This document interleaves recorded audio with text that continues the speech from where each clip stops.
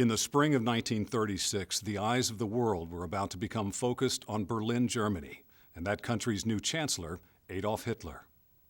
As the torch was passed through German towns on its way to the Olympic Stadium, German technicians were readying a very specific display for the opening ceremonies.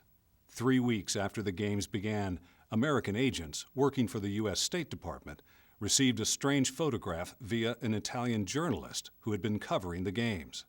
This image, not fully understood at the time by American analysts, was the only record of an aborted attempt to unveil a mysterious German military program at the 1936 Olympics, the first evidence of Germany's Volkswaffe.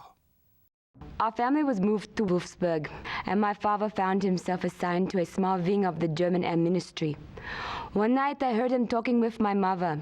Very plainly he say, "We are working on something very unique, which could be fantastic for everyone, but I have a feeling that Hitler has something very destructive planned for it."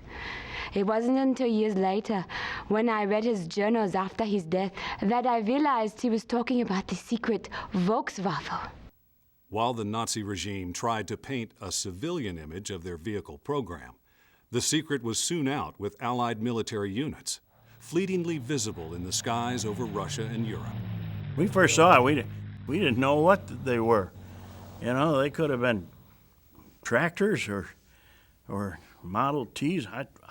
We had no idea what this was going on, and I had the feeling they didn't know how to fly the things, and that gave me a feeling that maybe there wasn't any way in hell to fly them to begin with. The darn things are falling out of the sky, tail end first, if you can call it a tail, if you could call it an airplane. What was the Volkswaffe? How was the vision of Ferdinand Porsche to build a car that everyone could afford subverted to military use? Why is so little known? Come along as we reconstruct the history of this elusive war machine through interviews and newly discovered footage, showing the depth of Nazi involvement, the extreme efforts to find a practical use for the strange aircraft, and the rumored post-war government cover-up of the incredible Volkswaffe, the flying cars of Nazi Germany.